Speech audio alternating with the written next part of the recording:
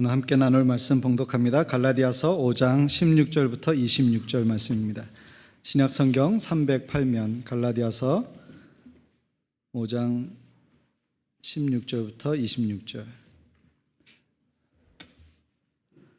저와 여러분이 한 목소리로 봉독합니다. 내가 이르노니 너희는 성령을 따라 행하라. 그리하면 육체의 욕심을 이루지 아니하리라.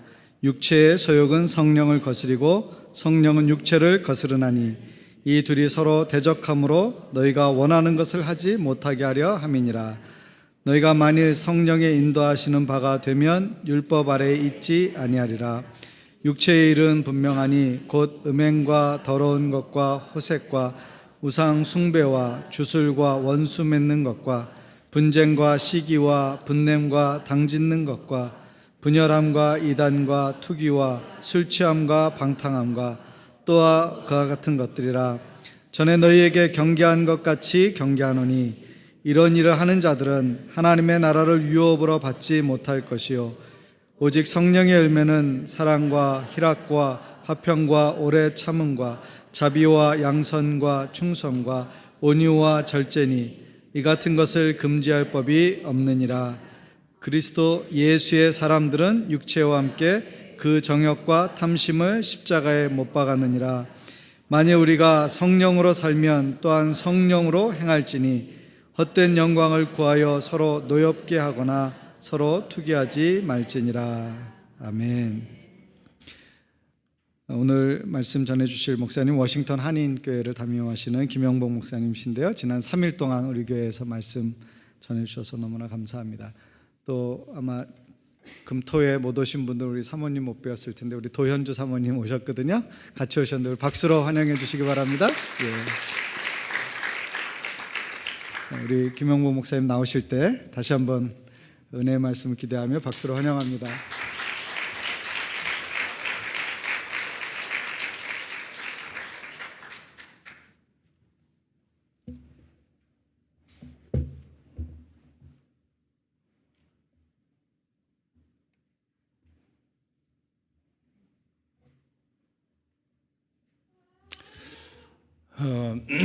그동안에 저는 기도에 대한 말씀을 나누었습니다. 오늘 마지막 시간으로 기도와 성령에 관한 말씀을 좀 나누려고 합니다.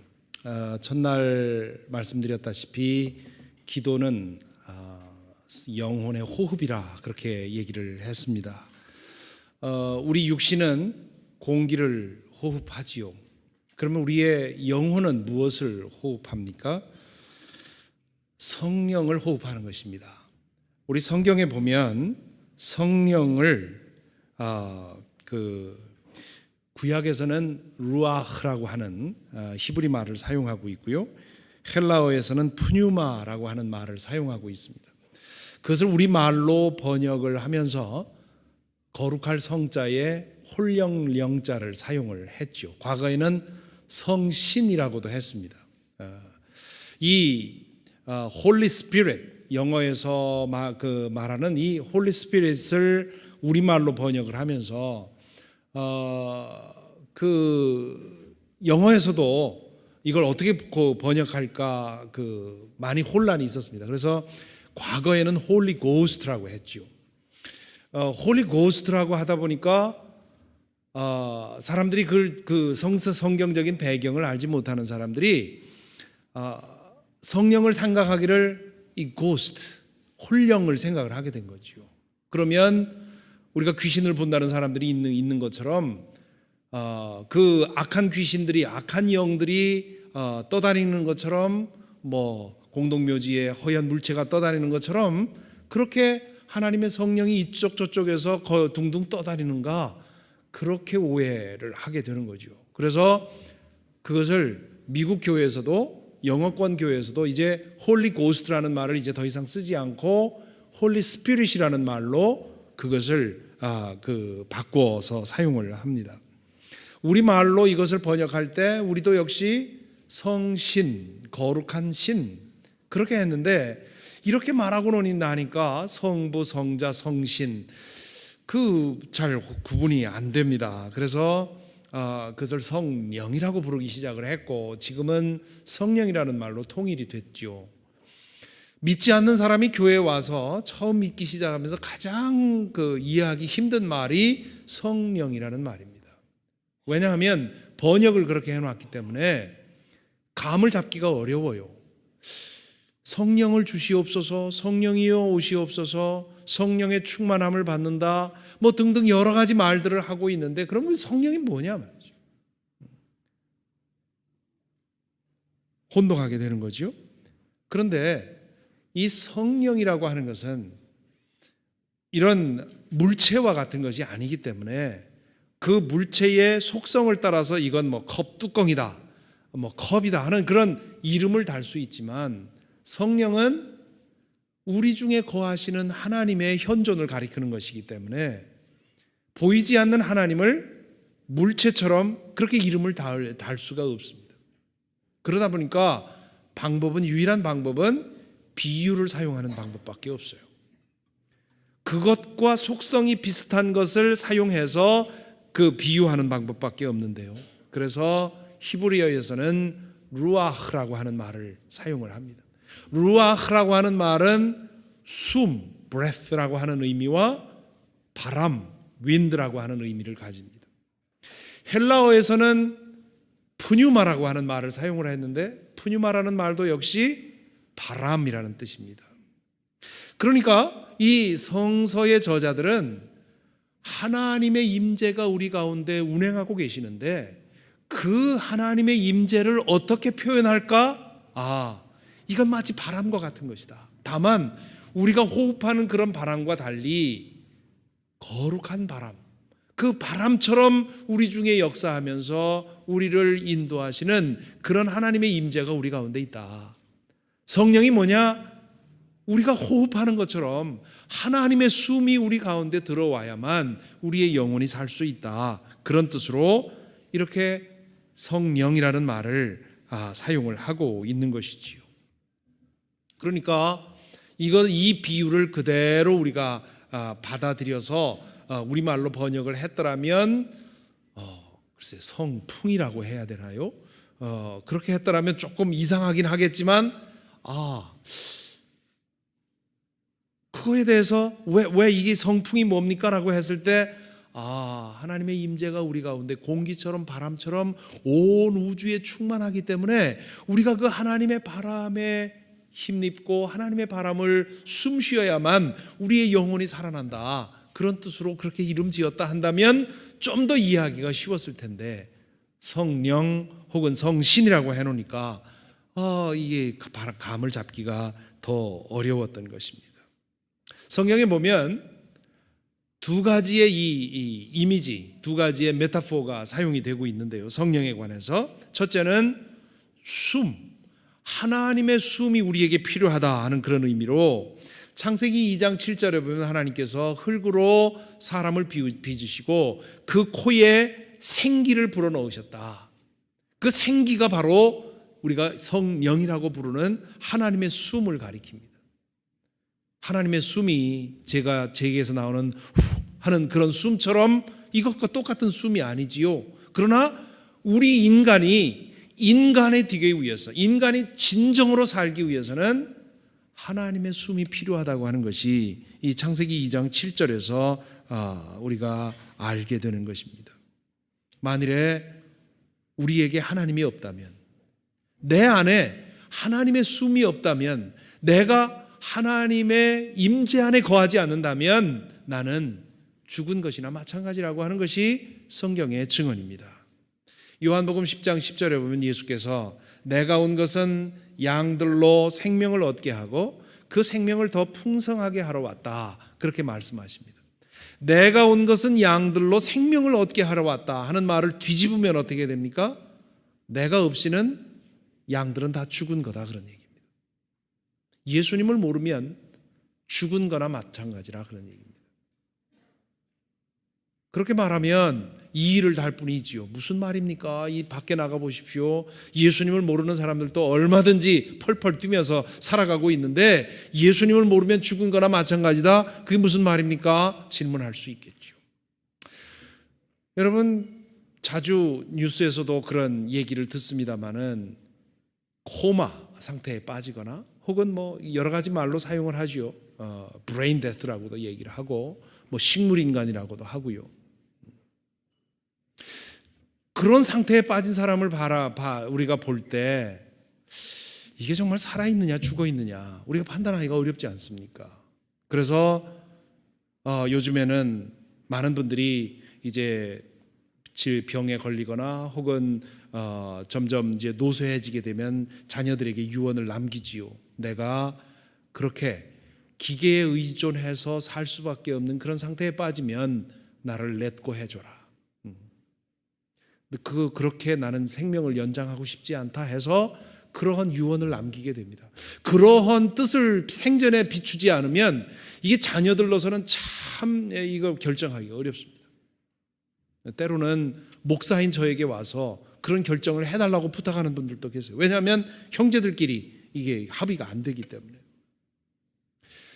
이런 상황에서 많은 사람들이 그 생명을 연장하는 것보다 렛고 하는 게 더 나을 거다 그런 생각을 하는 거죠. 왜 그렇습니까?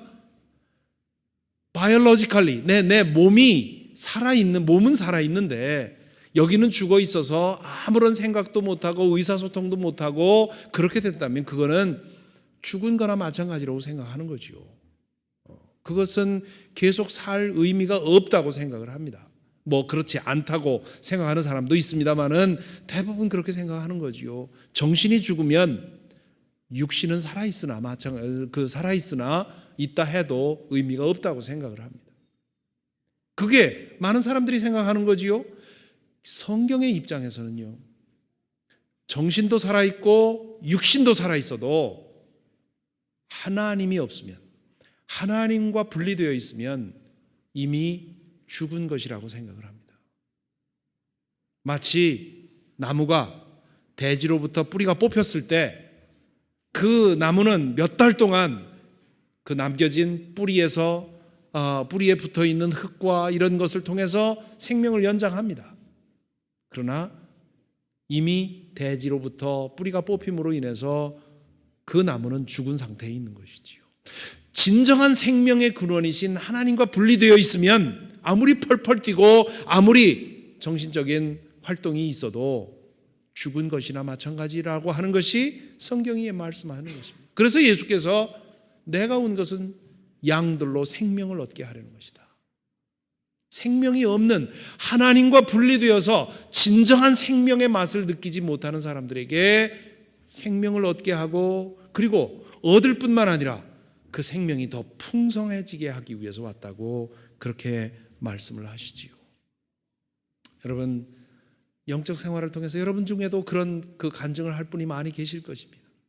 내가 주님을 알기 전에는 몰랐는데 하나님의 성령을 호흡하고 성령의 하나님의 임재 속에 살아가는 그 삶을 살지 못할 때는 그저 정신이 깨어 있고 육신이 건강하면 그것으로 충분히 살아있다고 생각을 했는데 영적 생활을 알아가면서 하나님의 임재 안에 머물러 살면서 하나님의 성령의 충만함을 그 경험하며 살아가는 그 삶을 살다 보면 그 맛을 알고 나면요, 내가 어떤 문제가 있어서 조금 영적으로 고갈되거나 이럴 때면 내가 죽어 있는 것 같은, 내 속에 진정한 생명이 없는 것 같은, 때로는 내 살을 꼬집어 보고 싶은 그런 충동이 들 만큼 내 속에 하나님이 없다면 생명이 없는 것이라고 하는 사실을 신앙생활 하다 보면 알아요. 그 맛을 모르는 사람은 이해할 수 없지만 하나님의 은혜 가운데 그런 그 생명의 맛을 경험해 본 사람들이라면 그것 없이는 죽은 것이나 마찬가지라고 하는 것을 알게 되지요. 그러므로 우리는 기도를 통해서 하나님의 성령을 끊임없이 호흡해야 됩니다. 지금 제 안에는 공기가 있어요. 제가 계속해서 제가 모르는 사이에 호흡하고 있기 때문에 제 몸이 공기 안에 있고 제 안에 공기가 있는 거죠. 공기가 내 밖에 있는지 안에 있는지 확실하게 말할 수 없어요. 왜냐하면 들락날락하면서 내 안에도 공기가 있고 내 밖에도 공기가 있죠. 영적 생활이 그러합니다. 우리의 기도가 단순히 내가 원하는 것을 하나님에게 구하는 그런 기도가 아니라 하나님의 임재 안에 거하면서 하나님의 성령을 호흡하는 그런 기도가 된다면 하나님이 내 안에, 내가 하나님 안에. 예수께서 얼마나 그렇게 말씀 자주 하셨습니까? 하나님이 내 안에도 있고 내가 하나님 안에도 있고. 기가 막힌 비유지요. 그러니까 이 바람, 숨의 비유는 정말 이 유대인들이, 히브리인들이 탁월한 그런 상상력을 갖고 만들어낸 비유라고 할 수 있어요. 바울 사도가 갈라디아서에서 뭐라고 합니까? 이제 내가 산 것은 더 이상 내가 사는 것이 아니요 내 속에 그리스도께서 사신 것이라. 내 안에 그리스도가 있고 그리스도 안에 내가 있고. 왜 그것이 가능합니까? 성령의 임재 안에서 그 성령의 호흡을 계속 하다 보니까 하나님이 내 안에 있고 내가 하나님 안에 있는 그런 온전한 합의를 상태를 경험하게 되는 것이지요. 이것이 기도의 초점이라고 하는 것입니다. 또한 구약 성경을 보면 창세기 1장 1절 2절에서 하나님의 성령을 바람에 비유합니다. 태초에 하나님이 천지를 창조하시니라. 물이 깊음 위에 있고 그 위에 하나님의 영이 운행하셨다. 그렇게 얘기를 합니다. 하나님의 영이 운행하셨다고 우리가 번역해 놓지만 실제로는 그걸 직역하면 하나님의 바람이 그 위를 운행하셨다. 그렇게 번역을 해야 됩니다. 바람처럼 공기처럼 온 우주를 감싸고 있는 그런 하나님의 임재에 우리는 눈 떠야 합니다. 그 하나님의 임재에 눈 뜰 때 그 하나님의 성령은 태초에 천지를 창조하신 그 창조의 역사를 오늘 우리에게도 행하시는 것이지요. 성령에 사로잡히면 우리 속에 새로운 일이 일어납니다. 하늘 아래 새 것이 없어요. 그 무엇으로도 새 것을 만들 수 없지만 성령께서 우리 삶에 운행하시고 역사하시면 우리 가운데 내가 상상할 수 없는 새로운 일이 일어나게 되는 것입니다. 그러므로 우리의 영적 생활의 초점은 우리 어디를 가나 무엇을 하든지 우리와 함께 계시는 그 하나님의 임재에 어떻게 하면 나 자신을 익스포즈 시키느냐, 나 자신을 열고 그분과 교제할 수 있겠는가, 여기에 우리 영적 생활에 초점이 있어야 합니다. 많은 사람들이 성령 체험한 사람들의 얘기를 들으면서 왜 나는 저런 체험을 하지 못할까, 그런 한편으로는 성령에 대해서 두려워하면서도 또 한편에서는 어떻게 하면 성령에 사로잡혀서 성령께서 만들어내시는 그 새로운 일을 경험할 수 있을까, 그런 질문을 가진 분들이 많이 있습니다. 여기에 대해서 대답은 spiritual discipline, 영적인 훈련밖에는 없습니다. 지속적으로 매일같이 하나님과 1대1의 관계를 나누고 또한 성도들과 함께 예배드리고 찬양하며 또한 성도들과 함께 봉사하고 선교하는 이런 여러 가지 일들을 우리가 꾸준히 해나갈 때 그 안에서 성령을 만나게 됩니다. 영적 훈련이라고 하는 것은 성령의 임재에 나 자신을 익스포즈 시키는 그런 방법입니다. 여러분, 우리가 바람을 잡을 수는 없습니다. 다만 바람의 움직임에 나 자신을 열어놓고 그 바람을 쏘이는 방법밖에는 없어요. 지금 이 안에도 고요한 미풍이 불고 있지요. 없는 것 같지만 눈을 가만히 감고 내 바람을 느끼기 위해서 내 그 감각을 예민하게 하고 기다리고 있으면 여기 바람이 불고 있는 것을 느낍니다. 좀 더 강한 바람을 경험하기를 원하면 바깥에 나가고요. 또 더 강한 바람을 원하면 산에 올라가거나 바다로 나갈 수 있고요. 또 때로는 바람이 세차게 불 때 바깥에 나가서 나 자신을 열어놓고 바람을 쏘일 수 있습니다. 그것처럼 성령의 바람에 나 자신을 끊임없이 노출시키는 것, 그것이 성령의 충만함을 받는 비결입니다. 달라스 윌러드라고 하는 영성학자가 얼마 전에 세상을 떠났습니다마는, 달라스 윌러드라고 하는 영성학자가 그런 얘기를 한 적이 있어요. 많은 사람들이 우연의 종교를 믿고 있다. By accident religion을 믿고 있다. 그냥 교회를 들락날락 하다 보면 언젠가 벼락 맞듯이 혹은 교통사고 맞듯이 성령의 체험을 할 거라고 그렇게 기대하는 사람들이 대부분이라는 거지요. 그것이 우리가 영적 생활에 실패하는 가장 큰 이유라고 말합니다. 그렇다면 대안은 뭐냐? Disciplined religion을 가져야 된다. By accident religion이 아니라, 우연의 종교가 아니라 Disciplined religion, 규칙적으로 정기적으로 꾸준히 성령의 임재에 나 자신을 여는 그런 영적인 습관을 가질 때 우리가 매일같이 성령의 인도하심을 받고 살아갈 수 있게 된다는 거지요. 성령의 임재가, 하나님의 임재가 특별히 강하게 나타나는 곳이 있습니다. 성도들이 함께 예배드리는 곳이 그곳이고요. 성도들이 함께 자기의 삶을 나누는 작은 소그룹이 그런 것이고요. 또 선교 현장으로 나가서 내가 평소 경험하지 못한 그런 참으로 어둡고 냄새나고 고통스러운 그런 현장에 가서 봉사하다 보면 거기서 하나님을 만납니다. 교회 생활을 하다 보면 내가 정말 하나님을 보았습니다 하고 간증하게 되는 가장 확실한 현장이 선교 현장이에요. 불과 일주일 혹은 열흘 선교 현장에 다녀와서 중고등부 아이들부터 어른들까지도 거기 다녀와서 함께 얘기를 나누다 보면 내가 거기서 하나님을 만났습니다, 그런 얘기예요. 내가 익숙해 있는 현장을 떠나서 특별히 어렵고 힘들고 고통받는 사람들과 함께 할 때 하나님이 그곳에서 우리를 만나 주십니다.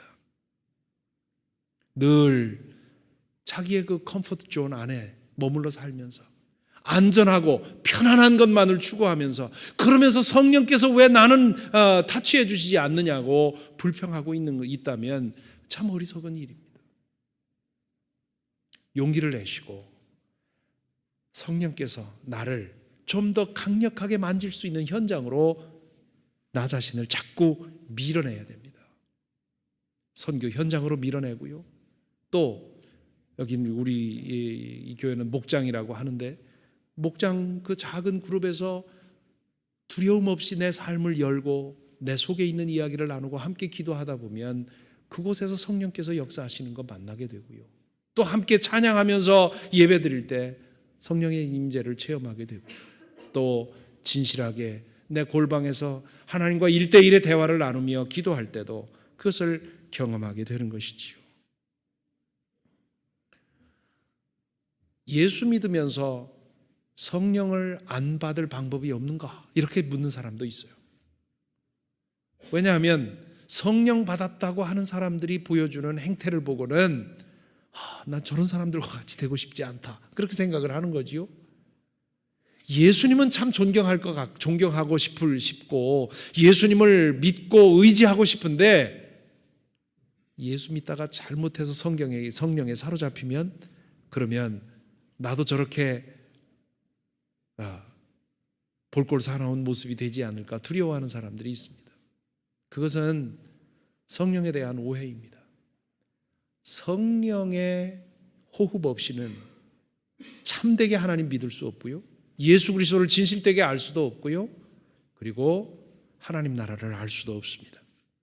성령을 받아야 합니다. 성령을 호흡해야 합니다. 매일같이 성령을 호흡해야 하고요, 매일같이 나 자신을 성령의 임재에 내놓고 성령이 인도하시는 대로 살아가도록 힘써야 해요.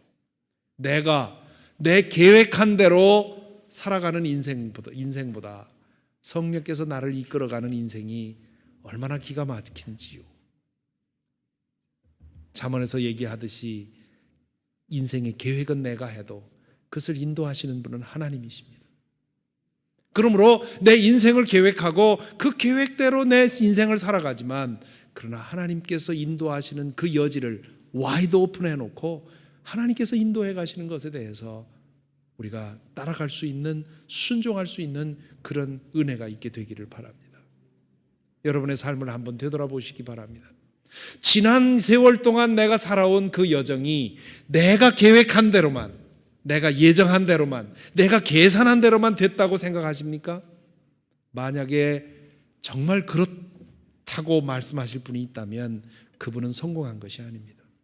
실패한 것입니다. 내가 계획했지만 내가 생각하지도 않았던 방향으로 내 인생을 인도하시고 여기까지 오게 하셨다는 그런 고백을 하신다면 그것은 어느 정도 하나님의 인도하심을 따라왔다고 볼 수 있는 것이지요.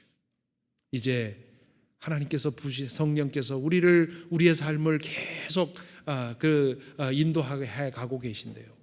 마치 돛단배가 돛을 세워놓고 성령의 그 바람의 인도함을 따라 자기의 목적지를 향해서 가는 것처럼 우리도 우리의 영적인 돛을 달고 성령께서 인도하시는 길을 따라서 간다면 우리가 계획하고 계산하는 것보다도 더 신나고 더 황홀한 그런 삶을 살아갈 수 있을 것입니다.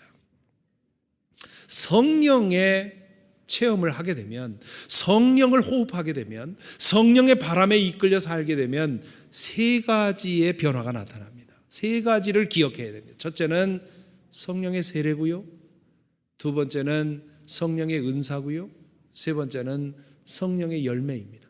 이 세 가지를 이해해야만 우리가 성령을 제대로 이해할 수 있습니다. 첫째는 성령의 세례입니다. 우리의 마음을 성령께서 타치하셔서 회개하게 하고 우리 자신의 죄에 대해서 깨닫게 하고 그리고 하나님을 향해서 아바 아버지라고 부를 수 있고 예수 그리스도를 향해서 주님이라고 고백하는 그런 변화가 성령의 타치에 의해서만 일어나게 되어 있습니다. 성령께서 우리에게 임하시면 가장 먼저 우리에게 내가 하나님 앞에 얼마나 형편없는 죄인이라는 사실을 깨닫게 해주십니다. 첫째 날 이 회개에 대한 말씀을 드렸습니다만, 그리고는 그 낯선 2000년 전에 유대 청년으로서 십자가에 달려 돌아가신 그분을 향해서 Oh my Lord, 나의 주님이라고 그 앞에 무릎 꿇을 수 있는 것이고요. 그리고는 그 낯선 하나님을 향해서 아빠라고 부를 수 있는 그런 관계가 열립니다. 여러분 중에 저처럼 어릴 적부터 그 모태신앙인으로서 교회 안에서 자란 사람들은 이게 성령의 타치 없이도 충분히 그런 일 가능하지 않느냐고 생각하는 분이 계실지 모르겠습니다.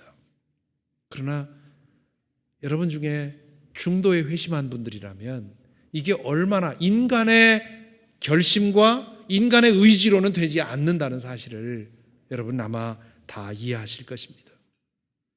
제가 88년부터 92년까지 토론토에서 살았습니다. 맥메스터 대학교에서 공부를 하면서 학위 과정을 하면서 나중에 이제 토론토에서 목회를 하게 되었는데요. 그때 저희 교회에 이제 갓 결혼해서 전혀 믿지 않던 그 아가씨가 이제 자매가 그 토론토로 이제 마산의 아가씨였는데 그 아가씨가 이제 토론토에 신랑을 만나서 이제 결혼하고 그리고 신랑과 함께 교회에 나오는 그런 자매가 있었습니다. 이 자매는 참 착한 아주 순종적인 그런 자매였어요. 그래서 모든 그 교인들이 얼마나 예뻐하는지 모릅니다. 뭘 부탁하면 전혀 사양하는 법이 없고요. 오면 알아서 자기가 다 알아서 일들 처리하고 이렇게 하니까 온 교우들이 그 자매를 사랑했습니다. 아마 이 교회에도 그런 분이 계실 것입니다만은 한 6개월쯤 지나서 워낙 주일마다 예배를 나오고 예배 시간에 조용히 앉아서 청종하고 그래서 저는 이제 믿음이 들어갔겠거니 생각을 하고는 한 6개월쯤 지나서 그 가정에 신방했을 때 이제 다 같이 예배도 드리고 뭐 하면서 이렇게 저렇게 이제 나눠서 기도도 하고 하다가 이제 마지막에 이제 그 다과를 내놔서 제가 그 자매를 한번 어떤 상태에 있나 하고는 이제 기도를 좀 시켜봤습니다. 자매님, 우리 다과를 위해서 좀 기도하십시오. 그랬더니 뭐 워낙 순종적인 여자분이니까 알았다고 그러고는 다 같이 고개 숙이고 앉아 있는데 이분이 한참 동안 입을 떼지 못해요. 내가 지금 잘못 얘기했나 아직 너무 이른데 내가 부탁했나 하고 조심스럽게 어떻게 하나 내가 그냥 대신 기도해야 되나 하는데 이분이 입을 열어서 그 운을 떼는데 신이시여 하고 입을 뗍니다. 그동안 6개월 동안 교회를 다녔는데 아버지 하나님 주님이라는 말이 그 낯선 하나님을 향해서 나오지 않았던 거예요. 그러니까 2분이고 3분이고 시간을 가지고 지체하다가 어쩔 수 없어서 그 자매로서 지금 할 수 있는 최선의 부름, 그것은 신이시여라는 말밖에는 못한다고 해요. 그것이 낯선 하나님을 맨 처음 만난 사람이 보여주는 모습이에요. 성령께서 그 마음을 타치하지 않으면 그분에게 그런 고백을 할 수 없는 것이지요. 한 3년 전에 저희 교회에 어느 70대, 80대 가까운 교우께서 세상을 떠나셨는데요. 그분이 보스턴에서 이제 공부를 하고 그리고 사이언티스트로서 아주 굉장한 그런 커리어를 쌓고는 은퇴하고 나서 저희 교회에 오셨어요. 오셔서 한 5년 정도, 4년, 5년 정도 함께 신앙생활을 했는데 이분이 성찬식에 나오질 않습니다. 다른 것은 다 하는데 성찬식에는 안 나와요. 나중에 알고 봤더니 내 사이언티스트로서의 이건 나의 정직성의 표현이라는 거예요. 자기는 믿어지지 않는다는 거예요. 그것이 예수 그리스도의 몸이요 예수 그리스도의 살이라고 하는 거 믿어지지도 않고 하나님 나라 믿어지지도 않고 영생이라는 것도 믿어지지 않고 아무것도 믿어지지 않아요. 나는 그저 예수님을 하나의 역사적인 우인으로 존경할 뿐이다. 그런 마음으로 교회에 나오고 있다고. 아무리 노력해도 내 이 사이언티픽 마인드가 이걸 허락하지 않는다. 그런 말씀을 하셨어요. 그래서 이분이 자기 안에 있는 그 과학의 우상을 제쳐놓고 하나님 앞에 무릎 꿇게 되기를 바랬는데요.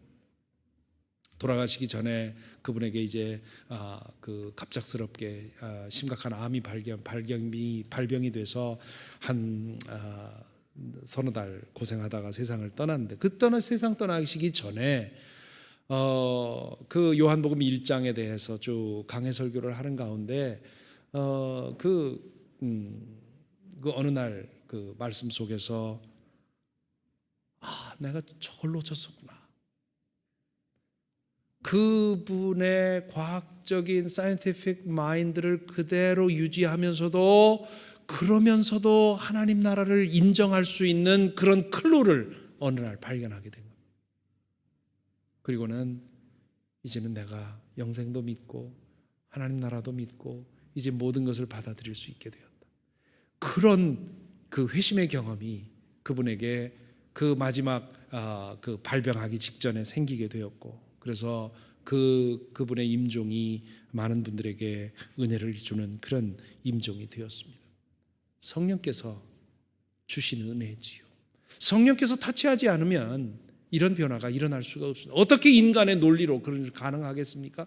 아니 제가 무슨 노력, 무슨 능력이 있다고 그 대단한 사이언티스트, 그 현대 과학으로 철저하게 무장된 그분을 놓고 내가 논쟁을 해서 그분을 설득시킬 수 있겠습니까? 그날 제가 한 설교가 사이언티스트들이 들을 때 누구나 인정할 수 있는 그런 설교가 아니었다고요.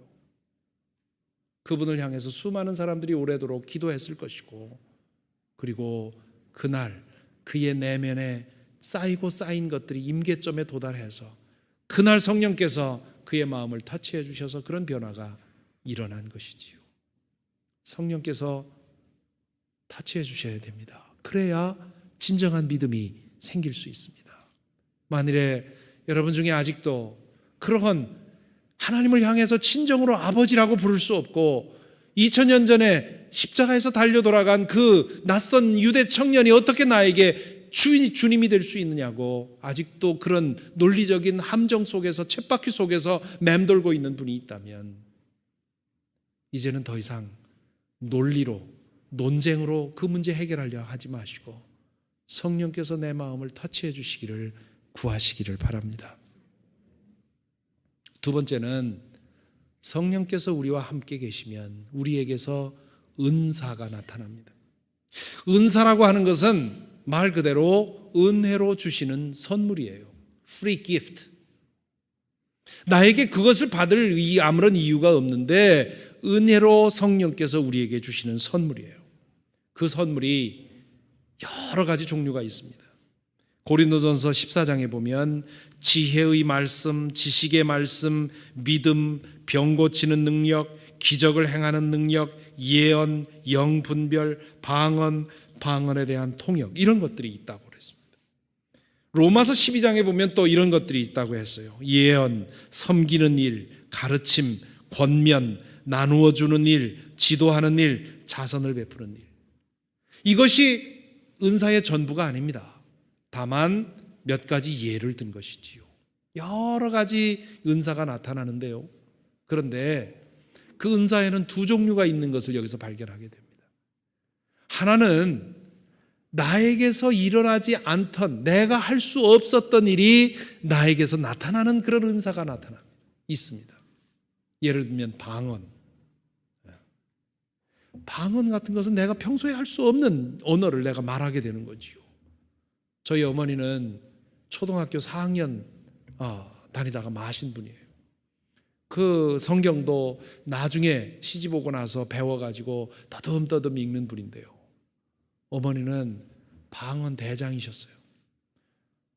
저희 집에서 일하시는 분들이나 혹은 그 삼촌들이 아니 네 엄마가 어디서 저 외국어를 배웠느냐고 방언 기도를 할 때면 놀래곤 했어요. 그런 것들이 나타나죠. 지난 그 사순절 때 사순절 40일 기도를 쭉 해오는데 37일 되는 날에 한국에서 원광대학교 간호학과 교수를 하다가 아이들과 함께 이제 미국에 와서 지내면서 처음으로 교회를 나오던 불교 신자였는데 처음으로 교회를 나오면서 이분이 뭐 지식적으로 혹은 재정적으로 그 남편은 또 그 지역에 있는 병원 종합병원 원장이고 뭐 돈, 경제력, 지식 뭐 이런 거로 봤을 때 그 누구 앞에서도 꿀리지 않을 만큼 그렇게 교만한 분이었는데 그분이 교회를 나오시면서 이제 그 조금씩 이제 그 몸을 둘러싼 그런 벽이 무너지기 시작을 했는데요.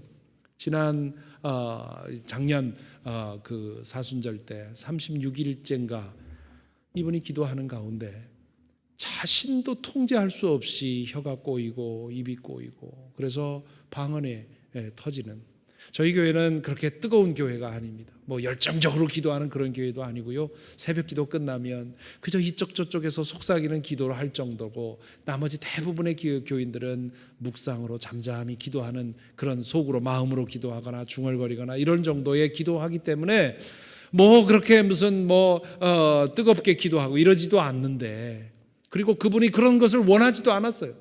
그 경험하고 와서 하고 나서는 저한테 목사님 이거 어떻게 하면 좋겠습니까? 너무 당황스럽습니다. 어떤 사람들은 방언 받고 싶어서 그렇게 애를 쓰는데 이분은 원하지도 않았는데 상상할 수 없는 일이 그에게 일어난 거예요. 그런 일들이 일어납니다. 그런 은사들이 있다고 하는 사실을 알고 그런 것에 대해서 오픈해놓고 성령께서 우리에게 주시면 감사하게 받고 그것을 유익하게 사용할 수 있도록 힘써야 합니다. 그런데 문제는 우리 한국교회는 이 신비적인 은사에 너무 몰두되어 있고 은사가 그것뿐인 줄 알아요. 그리고 그런 은사가 나타나면 그 사람이 뭐가 된 줄로 본인도 착각하고 다른 사람도 그 사람을 그렇게 높여줘요. 그게 우리 한국교회만이 아니라 고린도 교회부터 있었던 초대교회부터 있었던 그런 문제였다고요.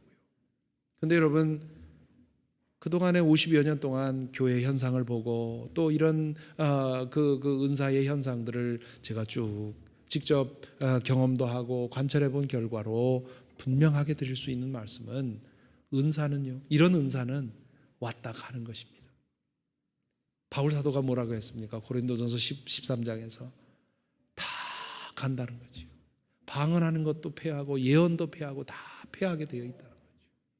사실이 그래요. 저희 어머님 지금 치매로 고생하고 계신데 그 대단했던 방언 기도가 사라진 지 오래됩니다. 그리고 또 하나는 이런 신비로운 은사는 그 사람의 영적 실력과는 아무 관계가 없습니다. 성령께서 공동체에 필요하기 때문에, 혹은 그 사람에게 그 순간 필요하기 때문에 하나의 체험으로 주시는 것이지 그 사람의 영적 실력이 전혀 아닙니다. 그런데 우리 한국교회에서는 그게 마치 그 사람의 영적 실력인 것처럼 착각하고 그 사람에 의해서 놀아나는 그런 은사를 받으면 대부분이 교만해져요. 방언 못하는 사람들을 우습게 여기는 경향이 생기고요. 혹은 나에게서 어떤 신유의 능력이 나타나면 그렇지 않은 사람들을 우습게 여기고, 심지어 목사까지도 우습게 여기는, 기도 많이 하는 권사님들, 장로님들에게서 그런 인사가 나타나는 경우가 있어요. 그런 경우에 그런 사람들이 목회자를 우습게 여겨요. 자기가 더 영적으로 더 높은 줄 알아요. 그것이 공동체를 깨트린다고요. 그런데 여러분, 가만히 살펴보십시오. 절대로 그 사람의 방언, 그 사람의 영적 은사와 그 사람의 영적 실력은 같이 가는 게 아닙니다. 그런 예 들어드리려면 수없이 많아요. 과거에 어마어마한 집회를 통해서 수많은 사람들을 치유했던 그런 부흥사들이 나중에 시간이 지나가면서 얼마나 추한 모습을 보이고 있는 것, 여러분 뉴스를 통해서 잘 보지 않습니까? 방언, 신유, 통역, 환상, 이런 것들 붙들리지 마시고요. 성령께서 주시면 감사하게 받고, 그리고 정말 하나님께서 나와 함께 계시고 하나님 나라가 있고 영원한 세계가 있다고 하는 것, 그것을 통해서 믿고 확신하면 되는 거예요. 내가 뭔가 된 것처럼 착각하지 말고요. 또 요즘 그런 것들 파는, 그런 것들 선전하는 그런 부흥사들 많이 있습니다. 그런 부흥사들 나타났다고 하면 우르르 달려가고 요새 무슨 금리빨이니 금가루니 하는 얘기들 많이 하는데, 그런 것에 현혹되지 마시라고요. 그건 본질이 아닙니다. 여러분 중에도 그 이름을 아시는 분이 계시겠습니다만은 60년대, 50년대, 60년대에 대단한 신유의 은사를 드러내신 분이 박재봉 목사님이라는 분이 있어요. 토론토 큰빛교회의 박재훈 목사님의 큰형님이 박재봉 목사님. 이분이 18세 때 금강산에 들어가서 기도하시다가 이제 신유의 은사를 받았어요. 엄청난 신유의 은사를 받아서 그 집회하는 데마다 많은 병자들이 나왔다고요. 이분이 그렇게 한창 사역을 하는 중에 궁금증이 들었어요. 내 집회를 통해서 병 치료를 받은 사람들이 그 후에 어떻게 되었을까? 그래서 그 다음부터는 일지를 썼다고 해요. 어느 교회 가서 집회하고 나면 그때 집회를 통해서 병에 치료받은 사람들의 이름과 날짜와 그런 걸 다 적었는데, 한 7, 8년인가 그걸 적어보니까 한 3만 명 정도가 됐다고 해요. 엄청나게 많은 일들이 일어났죠. 그리고는 어느 시점에서 그 사람들이 어떻게 그 후에 살고 있는지 다시 그 교회를 방문해서 목사님에게 그 사람들의 이름을 얘기를 해주면서 어떻게 지내는지를 봤다는 거지요. 그런데 놀랍게도 자신의 집회를 통해서 이런저런 질병을, 대단한 그런 불치병을 고친 사람들조차도 나중에 몇 년 후에 가보니까 신앙생활을 하지 않더라는 거죠. 그때만 즐겁고 그때만 기뻤을 뿐 얼마 지나지 않아서 다시 교회를 떠나고 신앙을 버렸더라는 사실을 그가 알고는 박재봉 목사님은 하나님에게 간절히 기도했답니다. 제발 이 은사 떠나가게 해주십시오. 내가 돌아다니면서 집회를 해가면서 영원한 생명을 얻게 하고 하나님을 알게 하는데 여기에 내 관심이 있어야 되는데, 사람들이 내가 가면 질병 치유받으려고 그거 바라고 모이니 제발 이거 다 떠나가게 해주십시오. 그렇게 기도했다는 거죠. 은사가 어떤 것인지 우리에게 잘 가르쳐주는 그런 얘기가 아닐 수 없습니다. 그런데 은사에는 또 다른 것이 있는데요. 여기 바울 사도가 말한 것처럼 섬기는 은사, 가르치는 은사, 나누어주는 은사 등등 이런 은사를 말해요. 이런 것은 나에게 있는 재능입니다. 나에게 구변이 좋아서 나는 잘 가르친단 말이죠. 나는 찬양을 잘해요. 그냥 뭐 찬양이 아니더라도 노래를 아주 음악적인 재능이 있어요. 그러면 그건 나의 재능입니다. 그런데 그것을 성령께 맡겨서 성령께서 사용하게 하시면 그러면 그게 은사가 됩니다. 그러므로 제가 오전에도 우리 교사들에게 말씀을 드렸는데 여러분들 교회에서 이런저런 그 사역을 맡아서 행할 때 여러분의 재주와 능력으로 하려고 하지 마세요. 그러면 인간이 드러나게 되고요. 사람이 드러나게 되고요. 영원한 선한 열매가 맺혀지질 않습니다. 하나님 나라의 영원한 열매가 맺혀지려면 나의 재주로 나의 능력으로 하는 것이 아니라 그것을 성령께 바치셔서 성령께서 그것을 은사로 사용할 수 있도록 맡겨야 되는 거죠. 그렇게 되면 나의 작은 재능이지만 그걸 통해서 한 아이의 영혼에 그의 일생을 두고 영향을 줄 수 있는 그런 가르침이 나를 통해서 이루어지는 거란 말이죠. 내가 내 지식으로는 결코 그렇게 할 수 없습니다. 성령께서 그것을 사용하실 때 하는 거죠. 저희 교회도 찬양하는 분들이 많이 계신데 클래식 가수도 있고 또 현대 컨템포러리 뮤직을 하는 분도 있어요. 그런 분들이 가끔 이제 찬양을 할 때 보면 제 눈에도 저 사람이 자기를 뽐내고 있구나 하는 게 너무도 분명할 때가 있어요. 그렇게 되면 그것은 아무런 영향을 주지 못합니다. 사람의 귀만 간지럽히고 마는 거죠. 그런데 제 눈에도 저 사람이 정말 하나님을 높이기 위해서 전심으로 은사로 찬양하고 있다는 것이 느껴질 때가 있어요. 그럴 때는 내 영혼 깊은 곳을 터치하게 됩니다. 어떻게 사람의 음악을 가지고 그럴 수 있습니까? 불가능한 일입니다. 성령께서 그것을 은사로 사용할 때 그런 일이 일어납니다. 설교하는 사람도 설교 전에 사람에 드러나지 않고 성령께서 드러나시도록 성령께 그 은사를 맡기고 살아가는 설교하는 거죠.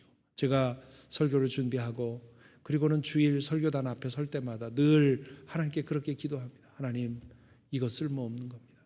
아무 쓸모없으니 주님 이걸 받으셔서 주님의 뜻을 위해 사용해 주십시오. 성령께서 이 설교의 시간에 성령께서 역사하지 않으면 내가 일주일 동안 준비한 이거는 아무 의미가 없습니다. 그리고 설교를 끝나고는 늘 교인들에게 그렇게 말씀합니다. 한 2분 정도의 묵상 시간을 가지면서 여러분, 제가 여러분들에게 드린 20분, 30분 동안 드린 이 말씀은 아무 의미가 없습니다. 이걸 통해서 여러분 각자의 마음속에 들려주시는 성령의 미세한 음성을 들으셔야 합니다. 그것에 성령의 음성에 귀 기울인 시간 가집시다 하고는 묵상의 시간을 갖지요. 얼마 전에 들은 얘기인데 어느 분이 어느 교회에 갔는데 참 대단한 설교를 하더라는 거예요. 그래서 그 설교가 끝난 후에 저절로 터져나온 탄성이 Oh, what a wonderful preacher.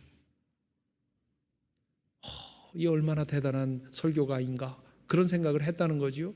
그런데 그 다음에 얼마 있다가 또 다른 교회를 갔는데 그때도 또 감동적인 설교를 들었대요. 그런데 그 설교를 들은 후에 그분의 입에서 터져나온 감탄사가 What a wonderful Jesus. 그런 감탄사가 터져나오더라는 거죠. 그 나중에 스스로 생각한 게 그래, 정말 설교 잘한 사람은 What a wonderful preacher. 이런 감탄사를 만들어낸 사람이 아니라 What a wonderful Jesus.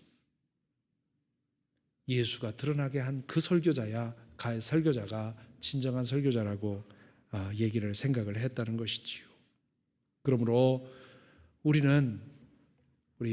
조이풀 교회의 교우들께서는 하나님께서 주시는 신비한 은사에 대해서는 그저 열어놓고 하나님께서 주시면 필요하면 주시리라고 하는 믿음 갖고 열어놓고 살아가시되 여러분들에게 주어진 경험과 능력과 재능을 성령께 맡겨서 성령께서 사용하시는 은사로 사용하는 그런 거룩한 교회가 되기를 간절히 바랍니다.